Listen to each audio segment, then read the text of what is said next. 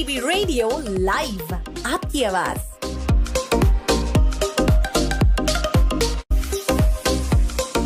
DB radio live, आपकी आवाज।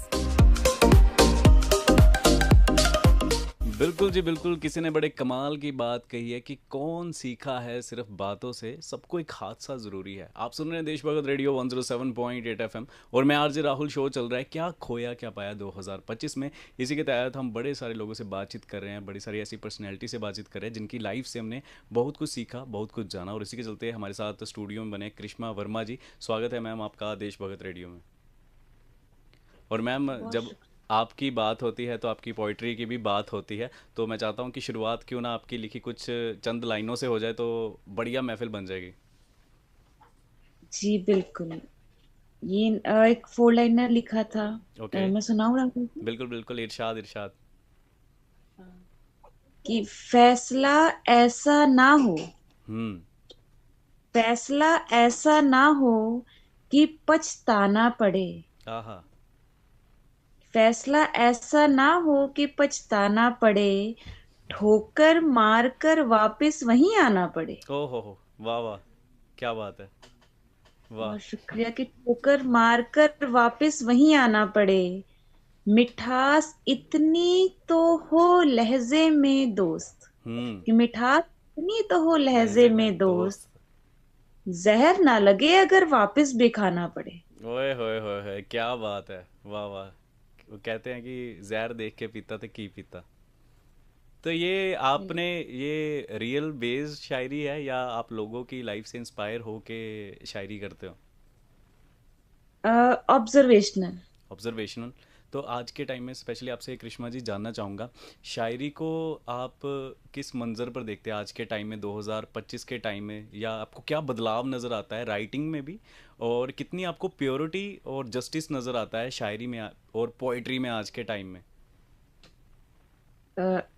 जैसे आपने कहा कि बदलाव है ना इस टाइम पे, या अगर हम इसको, मैं भी अपने आप को 10 साल पहले एज अ पोइटस देखूं, तो बदलाव मुझे सबसे बड़ा ये लगता है कि टेक्नोलॉजी जो है ना, इसने हमारे लिए बेनिफिट बहुत किए है। हम्म। है ना। हम्म। पहली बात कि इसका बेनिफिट बहुत हुआ है। और हम्म।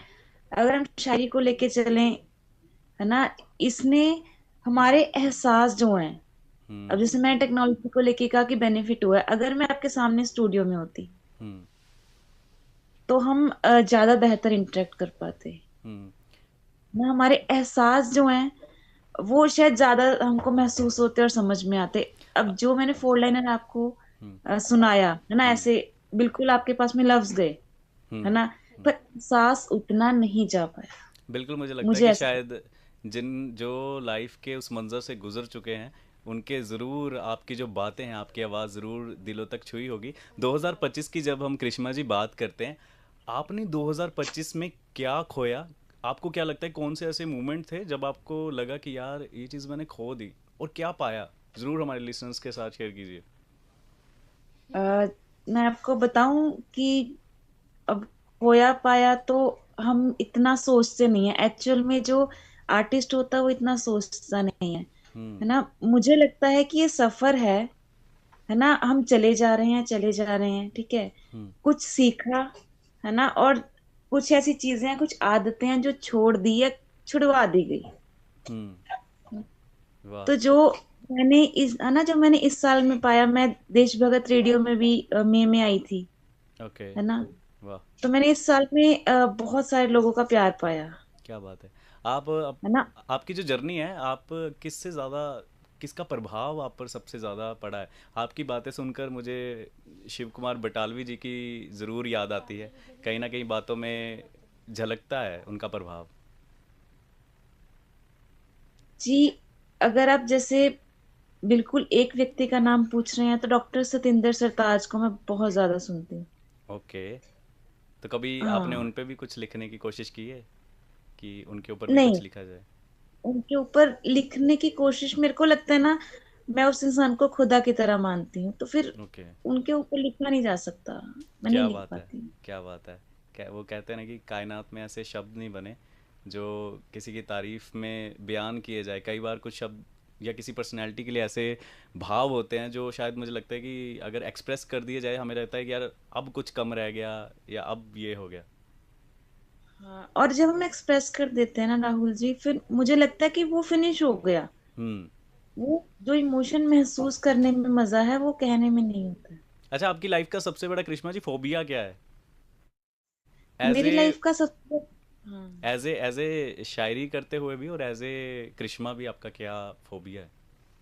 मेरा फोबिया कह लें या मेरा डर कह लें, मैं किसी का दिल नहीं दुखाना चाहती ओके। किसी भी तरीके से। ओके। क्या कभी ऐसा हुआ कि आप आपसे किसी का दिल दुखा हो लाइफ में? बहुत बहुत बार होता है। इंसान गलतियों का पुतला हो जाती है, कई बार तो हमें पता भी नहीं लगता है, और कई बार पता भी लगता है, फिर मैं सोचती हूँ चलो हो गया, अब इसका नेक्स्ट स्टेप क्या करें। हम्म। आप चंडीगढ़ के लोगों को, स्पेशली यूथ को, क्या मैसेज देना चाहोगे जो नए साल को वो किस तरह से अपनी लाइफ में किस पाथ पर चले, या उनकी मेंटेलिटी क्या होनी चाहिए? ओके, यूथ के लिए मेरे को लगता है ना कि मेरा छोटा सा यही मैसेज होगा कि अपनी हिसाब से जिंदगी जियो। जिंदगी जीने को का कोई रूल नहीं है, हम्म। पर अगर मेरा तरीका आपको परेशान कर रहा है तो वो गलत है, हम्म। फिर मुझे उसमें बदलाव करना चाहिए। ओके। तो आपकी है ज़रूर ना? एक और शायरी हम सुनना चाहेंगे, एक पोइट्री सुनना चाहेंगे हम। जी बिल्कुल, ये थोड़ी बड़ी है, चलेगा, होगा वक्त। हम्म। इसमें हम्म। कोशिश कीजिएगा कि थोड़ी शॉर्ट हो। हम्म, मुझे ठीक है, एल सी, हम्म। जो मेरी नजरों के सामने जो दिख रही है वो 10 लाइन की है, चलेगी? जी जी। अभी नहीं, बिल्कुल ही नहीं है, तो संभालिएगा। इसका शीर्षक है निकाल लेंगे। ओके। मैं सुनाऊं? जी ज़रूर, इरशाद। कि शुक्रिया। कि भावों के समुद्र में, हम्म। भावों के समुद्र में बेपरवाह कलमकार। कि आहा। भावों के समुद्र में, शुक्रिया, कि भावों के समुद्र में बेपरवाह कलमकार अलंकारों की कश्ती निकाल लेंगे। आहा। अलंकारों की कश्ती अलंकार निकालेंगे। निकाल लेंगे, और खुदा खुद आएंगे। हम्म। खुदा खुद आएंगे एहसास बनकर, हम्म। कलमकारों की हस्ती निकाल लेंगे। वाह। वाह।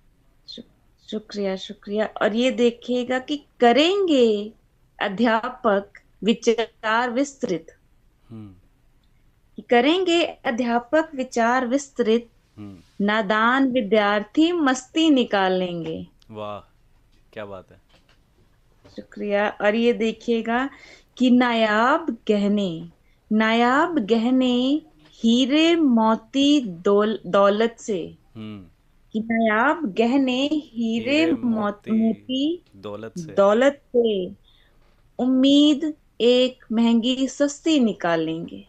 वाह, क्या बात है। ये उम्मीद, उम्मीद कोई महंगी सस्ती निकाल लेंगे। और ये देखना, जैसे जो आपने मैसेज कहा था कि युवाओं की सोच को दिशा मिले तो, हम्म। युवाओं की सोच को दिशा मिले तो वतन से वतन परस्ती निकाल लेंगे।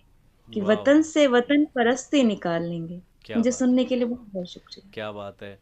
आपकी शायरी से कहीं ना कहीं वो एक डेप्थ नज़र आती है जो एक आर्टिस्ट की होती है। और बहुत ही अच्छा लगा जिस भाव से आपने, जिस स्पष्टता के साथ आपने अपनी शायरी सुनाई, और काफ़ी गहराई महसूस हुई शब्दों में भी। और ऐसा लगता है कि ये शब्द सिर्फ लिखे हुए नहीं हैं, आपने इन शब्दों को जिया भी है। और जो किरदार आप गढ़ते हो वो वाकई शब्द को ज़िंदा करते हैं। आपसे बात करके बहुत अच्छा लगा। अगर आप भी ट्राई सिटी के लोगों या ट्राई सिटी से बाहर आप हमें सुन रहे हैं, तो ज़रूर आप अपनी कहानी शायरी हमारे साथ शेयर कर सकते हैं। उसके लिए आपको करना क्या होगा, 9501095010 पर आप हमें कॉल कर सकते हैं या मैसेज ड्रॉप कर सकते हैं। हमारे social media Instagram handle Deshbhagat radio पर आप हमें मैसेज भेज सकते हैं। जाना कहीं नहीं, बातों का सिलसिला ऐसे ही चलता रहेगा। सुनते रहिए Deshbhagat radio 107.8 FM, dB radio, आपकी आवाज़।